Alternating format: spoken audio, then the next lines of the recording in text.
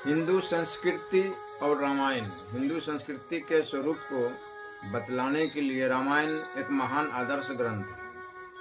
उसमें हिंदू संस्कृति का स्वरूप जगह जगह पर भरा पड़ा है। हिमालय का ही और सिंधु समुद्र का नधु लेकर हिंदू शब्द बना है। उसी का उपभ्रंश हिंदू शब्द है। हिमालय से समुद्र तक के स्थान का नाम है हिंदुस्तान और उसमें बसने वाली जाति का नाम हिंदू है। हिंदू जाति का ही दूसरा नाम है आर्य जाति, श्रेष्ठ जाति। इस जाति का चाल चलन, रहन सहन, आहार विहार आदि जो स्वाभाविक कल्याण में आचरण है, उसका नाम है हिंदू संस्कृति।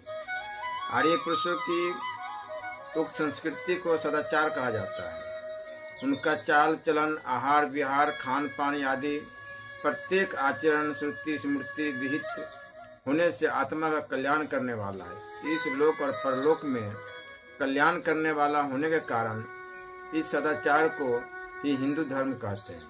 यह अनादि काल से चला आ रहा है, इसलिए इसी को सनातन धर्म कहते हैं।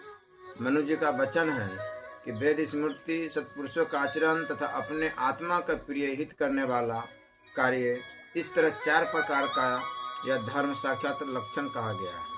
यह सनातन धर्म ईश्वर का कानून है और सदा ईश्वर में निवास करता है। यह सृष्टि के आदि में ईश्वर से ही प्रकट होता है। भगवान ने गीता में कहा है, मैंने इस अविनाशी योग को सूर्य को कहा था। सूर्य ने अपने पुत्र देवस्वत मनु से कहा और मनु ने अपने पुत्र राजा इक्ष्वाकु से कहा तथा यह प्रलय के समय ईश्वर में ही समा जाता है, इसलिए ईश्वर ही इसकी प्रतिष्ठा है।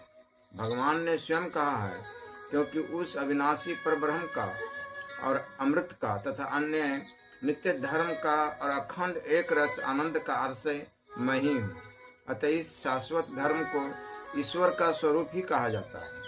यह सदा से है और सदा रहेगा, इसलिए इसका नाम सनातन धर्म है। यह कभी प्रकट रूप से रहता है, कभी अप्रकट रूप से, किंतु इसका कभी विनाश नहीं होता। ईश्वर के अवतार की भांति इसका केवल प्रादुर्भाव और तिरोभाव होता है। वाल्मीकि और अध्यात्म रामायण के समस्त श्लोक तथा तुलसीकृत रामचरितमानस के सारे दोहे, चौपाई, छंद आदि सभी इसी शाश्वत धर्म रूप हिंदू संस्कृति का दिग्दर्शन करा रहे हैं। उनमें भी श्री राम और सीता का आदर्श चरित्र एवं सभी भाइयों का परस्पर भ्रातृ प्रेम हिंदू संस्कृति के प्रधान निर्देशक है। रामायण में श्री राम का आदर्श चरित्र श्री रामचंद्र